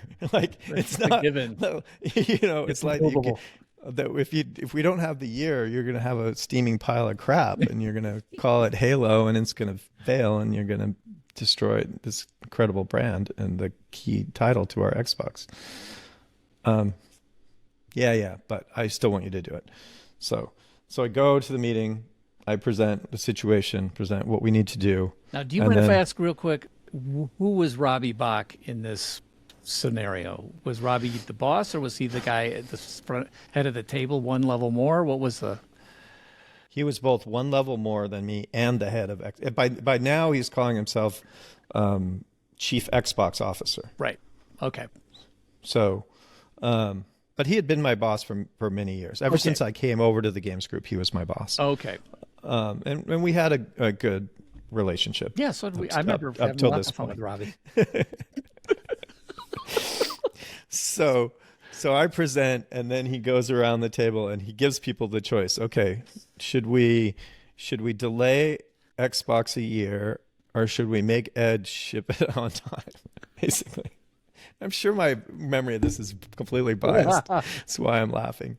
But and then he went around and he went to each of the categories that worked for him, and they all voted make Ed ship it on time. And I was so mad. I walked out. I'm not really known for like being super angry, but I walked out of that meeting and I was just like livid. And I'm like to Robbie, I'm like, I will quit right now if you don't change this decision. I've been at the company 18 years or 17 years at that point. I will quit right now because this is not the right thing to do. It's like, calm down, blah, blah, blah. And then, he works it out and I get the extra year. But Well, once again, thank God for Ed Freeze. yeah, You were our shield and you were our sword. I'm telling you. At some point, I realized how valuable you were to Bungie and the success of Halo 1 and Halo 2.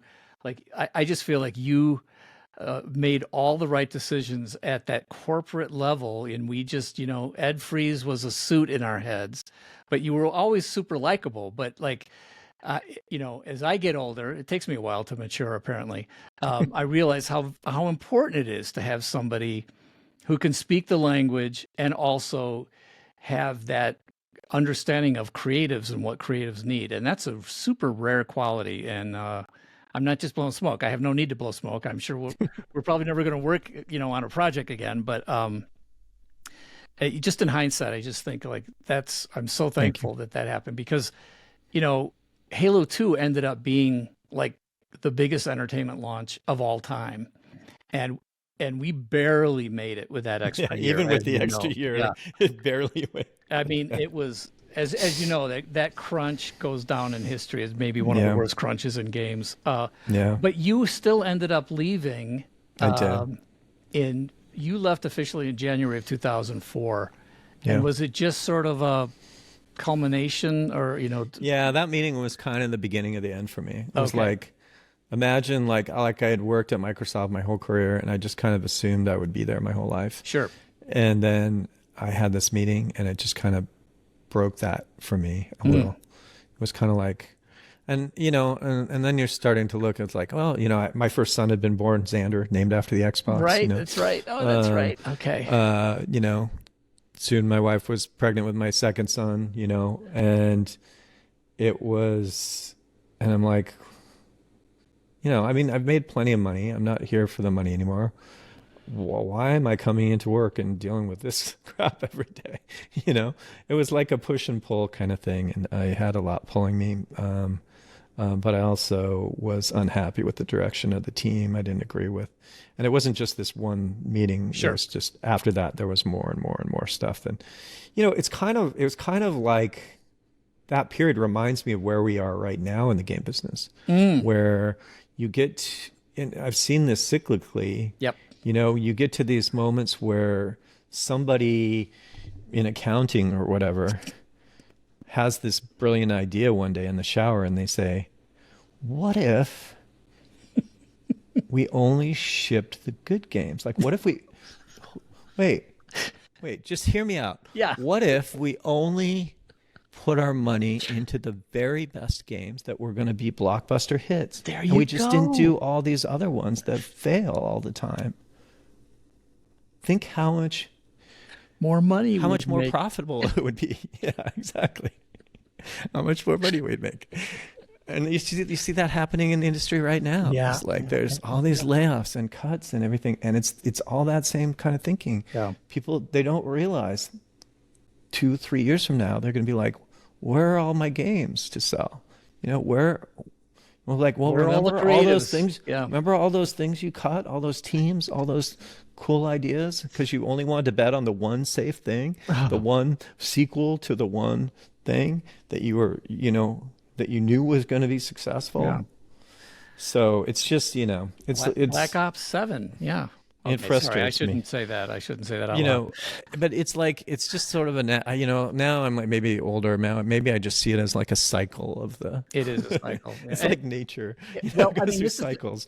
You know what that cycle proves that is of my philosophy that games are entertainment. They're not software. Like we need software, we need programmers, but it's not entertainment software, which was a line that I heard Ballmer say to me way back in the cafeteria before we shipped Halo 1. I said, Steve, he was, open questions, and he said, I said, Steve, Microsoft is, pinnacle of a software company. What are you going to do to make it the best entertainment company?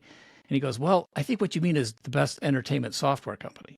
And I'm like, no, that's not what I meant. So I get it. You're not going to ever get that what we make is entertainment. But you know what? Entertainment goes through those let me same just say cycles. what I think, just to slightly, because it's a little different than what you think, but I think Okay, it's go ahead. aligned with what you think.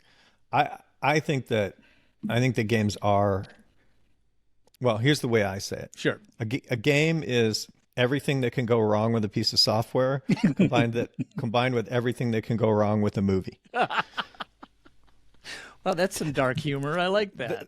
That's why games are hard. They are really hard. You're taking Absolutely. two really hard things, Yeah, mashing them building together. big, complicated software and building this entertainment see, product that's what I would- original and unique and creative, and combining them in one giant. There's just so many things that can go wrong. But that's sort of the developers and business view, and I completely agree with what you're saying. But what I'm saying, it's entertainment from the fans' viewpoint, from the consumer viewpoint. Absolutely. They're not thinking I'm going to go buy a piece of software to help me make a game. They think I'm going to go buy this thing that's as entertaining as Lord of the Rings. I'm just saying, if either one fails, Oh yeah, totally. like the entertainment can suck, or the software. Like the entertainment could have been like all these beautiful ideas, Sure. but if you can't run it on your machine, it doesn't matter.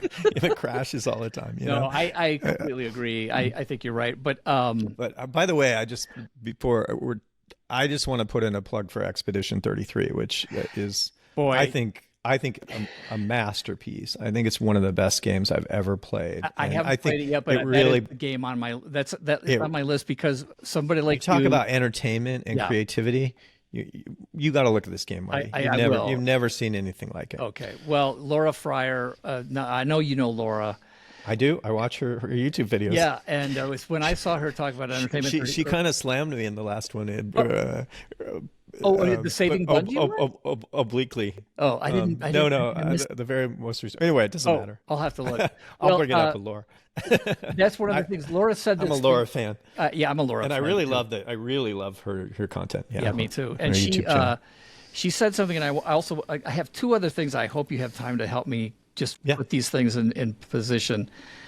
Because You're gonna have to make this a double episode. This is so long. We could make this a double episode. When Laura actually came and interviewed to be the producer on Halo 2, she said, and I never knew how this happened. I just remember her showing up, and I remember being taken by her. I thought she was like so brilliant because from the day I started working with Bungie, I was like, you guys don't understand production, please. I understand film production and TV production. Nobody who's calling themselves a producer is actually producing the way I think of production in games. So I was always complaining about producers at Bungie. I never stopped, by the way. That was always a problem for me. But Laura came and Hamilton I thought, wow. did all right. Hamilton did all right. Yeah, I mean, I'm not.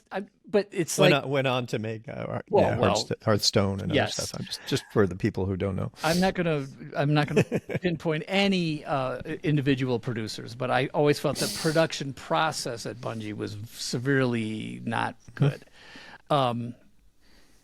So when Laura came, I thought, wow, I think she's really unusual. She's sharp. I mean, I think she got that marriage between technology, business, schedule, and creativity. She could see how that needed to go.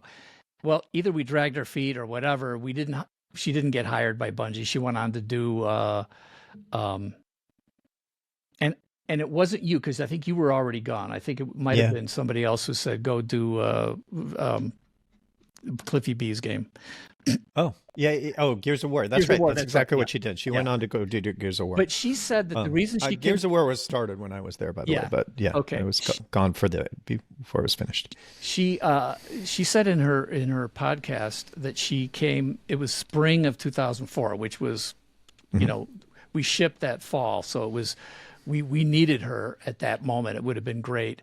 I think Hamilton had left at that point, so we were without a producer. But she said that Jason Jones saw her in the cafeteria or something and said, "Hey, you got to come up and interview at Bungie." Do you remember if it was you saying, "Hey, Jason"? At some point in you and Jason, I know you and Jason were pretty close through a lot of things. Did you ever recommend Laura to Jason? Or do you think... I don't recall that. Oh, okay. No. All right. It might have. I don't know how Jason got her name. It could have come through Pete Parsons, possibly. Could have been through Stuart. Or Stuart. Yeah, that's true. Because she was working on, I believe it was a game around Bruce Lee. Oh. And that ended up getting canceled, which was what she talked about in her last YouTube video. Oh, okay. I'll have. And so I think that's why she was on the market for something new. Okay. All right, so now we're going to go back a little bit. After Halo 1 shipped, and it was obviously going to be a success. It was a little bit of a slow burn, but it was like every month it was just more and more. And we had great, we got a perfect 10 from Edge magazine, which was very unusual. It had the highest attach at launch by far. It was attaching about 25%. Yeah. Which may sound like not that high, but that's very high. No, that is high. As a matter of fact, at the midnight launch, I videoed it. You can see it on my YouTube channel if you ever get a chance. I videoed the guys, Hamilton Chu and Tyson and Matt, Crazy Matt, the programmer. A bunch of guys were there. And we watched the very first guy go into the store to come out with an Xbox. Yeah. And he came out and he said he's going to get 2 Halos. He was going to get 2 copies of Halo. And because the games were right next to it. So like you got the Xbox and you came out and bought the thing. So it's like the first guy had 2 copies and Hamilton said, 200% attach rate. Let's go home. There you go. I like it. Perfect. So, yeah. So what happened was we got some sort of, and my memory is going to be really dark on this one. We got at some point, I think after we sold 1 million units or whatever it was, we got something from Microsoft saying, "Hey, good job, guys." And I always call it was a Starbucks gift card. And Ed, I'm sure it was better than that. But like, as a 45-year-old, guy who had a couple of businesses, I was like, I went to the guys. I went to the leads of the team, and I'm the reason that one of the reasons that this started. I said, this doesn't work. Like, where's the profit sharing? Where's the love? We should just leave and go pirate and do everything else from this point on outside of Microsoft.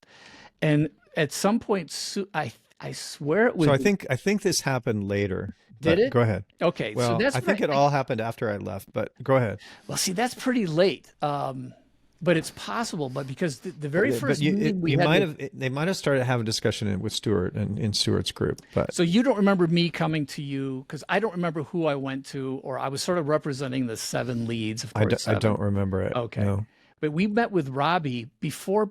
In my head, I don't think Pete Parsons was with us. It was just me and like 6 other guys. We met with Robbie, and I said, so when I was there, yeah, do you remember that meeting at all? When it happened? No.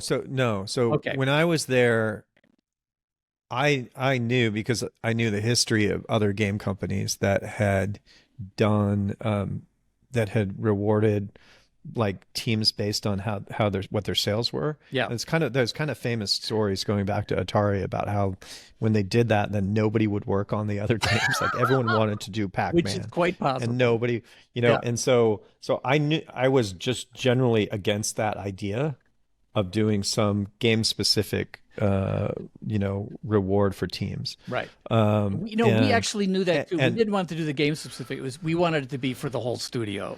So it would be Bungie's studio group would benefit. Well, Bungie had one game. Well, but anyway, yeah. But anyway, yes. So I don't remember really being challenged on that opinion while I was there. And Okay. so I think that happened after I left. I know that it was Shane who ended up agreeing to do some kind of special compensation. Well, I mean, when I'm not did saying you didn't deserve it or yeah. anything. I'm just saying that was not negotiated when I was there. I know it wasn't negotiated when you were there, but I'm trying to remember when that meeting with Robbie was because Shane wasn't in that room. And Robbie basically said, Marty, Microsoft doesn't negotiate with its employees. And I'm like, that makes sense to me, Robbie, I get it. And then we stood up and we're going to walk out. And he goes, no, wait, come back and let's talk. So that I was the feel like I beginning. would really remember if I was in that meeting. Well, I know you weren't in the meeting, but I couldn't remember Okay. if you helped set that meeting up because I know there was a meeting where you and Shane, and I think it might have been Shane was relatively new to the group, and you and Shane came to talk Shane to worked for Bungie. me for many years. Oh, for many years. Okay. Yeah, Shane went back to like the Fossa acquisition and before that Okay. even. So do you Yeah. remember that meeting where you and Shane came and talked to Bungie, just the scruffy Bungie sitting on the floor in front of you? And you guys And came? people asked questions, and Yeah. then it got a little contentious. Not for me. I was polite. I know I was. I do remember, and I remember like I maybe think I with Paul lost Russell. I think lost Paul my Russell. temper a little bit. I don't know. Is that right? If you lost your temper, nobody at Bungie noticed because Okay. you're just too sweet, Ed. Like you know, when we'd had arguments, like if I argued with Joe, it was explosive. If Joe argued with Marcus, something was being thrown across the room. So we probably didn't notice that you lost the temper. I I think remember, what I remember about that meeting, and I yeah, remember that meeting pretty well, okay. I don't. So this is is good. is that there were some new people I considered to be new people Okay. who were talking as if they had been part of Bungie all along and had Ah, been part of the original Halo 1 development and stuff like that. interesting. And, saying like, well, we do things this way or whatever, and they were saying things I didn't, with sort of an arrogance Sure, cocky. that I never Huge. would have heard from Jason Jones Right. or Alex Seropian and that's the part that rubbed me the wrong way. That's what I remember. Well, if it was the new guys, it couldn't have been me, obviously, because I wouldn't have been that guy. No, and I wouldn't be afraid to go to your office and have it out with you. Yeah, either. that's true. But I mean, the thing about you was, Jason was a very private person, as you know. Yeah. And we really needed somebody from Bungie to be out there, like even if it's not going to be like for marketing or whatever, but Yeah. to like other game companies to go show up and pick up all the awards that Halo was winning. I mean, you became that person. You became that exterior face to what was Bungie, and I think you did that job super well. And so I was always really happy that you were willing to do that because you were like in my mind the perfect person to do that. You Well, were thanks. friendly and welcoming and and gracious and all the things that you'd want to represent the success of Bungie. And Well, I appreciate that because that was something I in my head, whatever I was doing, it wasn't self-aggrandizing. I really felt like I was representing the team. Joe Staten was another great face of the team, and sometimes you just Joe was. sometimes it just has to be, who isn't afraid to be normal and talk in front of the public. And if you're, if Jason got sort of more and more reclusive, and there was- Afraid to be normal. I like that. yeah, well, we couldn't get Jason out there. Yeah, and Jamie Griesmer well. Jamie, we used to go to Jamie, especially when Jason would disappear for months on end, and we'd say, Jamie, we need you to write a Jason quote because we need to make this seem like it's coming from Jason. And Jamie knew Funny. Jason's ability to put words together better than anybody. So, yeah, the myth of Jason, we definitely we never stopped working on that. But he's Halo 2 almost broke Jason. It was kind of sad because it was I didn't know that. so hard on him. I mean, it almost broke the studio. It was very hard. And that's some of the stuff we talk about, when I talk with some of the old members of the team. It's pretty interesting. But, you have filled in some blanks for me. So the thing I can't remember is the date of the first meeting that like 7 of us had with Robbie. And did we go around your back to do that? Did we go through Stuart? Like, how did we get that meeting with Robbie? Because Pete Parsons wasn't there. I think it's after I left, but I don't know. Okay, maybe we started. Maybe you did it without me. Maybe you thought I'd say no, which I probably would have. We went to I remember being at your going away party in January 2004, which was very strange for me. I sort of saw this, this corporate side of Microsoft, because you and I, we weren't super close, but I knew you well enough. I knew that there was some, if you'd had your druthers, if things were going in a different direction, you probably wouldn't have left. That's right. But this party was, future endeavors and, happy and, party hats and confetti. And I was like, yeah, I don't think this is the feeling really for you. I don't know. Do you remember that party? The going away party? I remember well. I remember personally being very fragile at that time. Oh. I had a meeting with Ballmer and I was crying in the meeting. I had a meeting with Bill and I was crying in the meeting. I think at that party, it was probably emotional for me too. Okay. I'm an old programmer, we don't believe in the emotion thing, but it was a time that was hard on me, but also a time when I had a really strong conviction that I was doing the right thing. Wow. And in retrospect, I still feel like that. I have like zero regrets that I did the right thing to leave when I did. Even though I was leaving a job that I loved in a place I had worked for 20 years, it was time to go. And, I run into people, I'll go over to Microsoft and I'll see somebody who I knew from the old days who's still there, like 40 years later. And I'm thinking, really, there's a lot out in life to experience and do. Yeah. And we haven't even gotten to any of the stuff post your Microsoft, Halo, Bungie, Xbox days. You've done so much. You can have me on again in a couple of years when the show is like billions of people watching. Okay. That's what I'm working towards. Yeah. I just really appreciate what you did for us, what you did for me. It's so interesting because that combination of creative plus technology coming together in a way like your description is like the worst thing that could happen in software and the worst thing that could happen in entertainment. That is really why it's so hard to make a game and make it good and ship it. And I love what's happened with this new Expedition 33. It just seems like they somehow have the magic size team.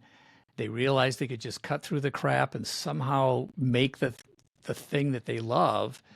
And they're getting rewarded for it. And that's the thing that shines through when you play that game. It's like somebody really cared about this. Wow. Like they really cared about it, And I mean, just one more comment before I go is, you were talking about Halo 2 almost breaking the team and stuff like that.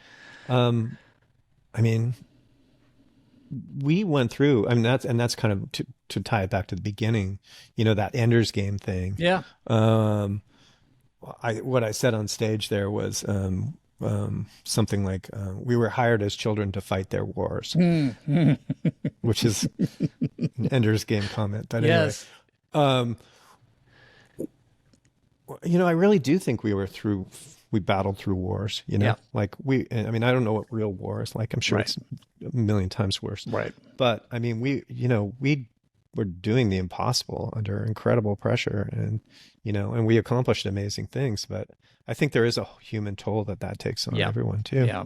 So, well, I mean, just the idea that Microsoft could pivot and make a piece of hardware called the Xbox and simultaneously Bungie could come in and make a launch title called Halo for the Xbox, that could happen simultaneously. In a year and a half. I don't know if you could ever duplicate that again. It was just an amazing time. So had to be the perfect combination. Yeah. Well, Ed, And by the way, I don't know if you probably knew this, but I was like 45 when we met. Like I was like already not only old, but like really old. And I'm so Just happy. 10 years older than me. Yes, I was so happy I got to be part of that sort of magic moment. That's why I think of it as Camelot. Me too. No matter how hard it was, you can look back on that and say, yeah, we were in the trenches. We were getting, shelled constantly, and it was, death around every corner. But somehow the adrenaline, the memories, it was a wonderful time. Yeah, it's great to have something you can look back on in your life where you think you really accomplished something big. Yep.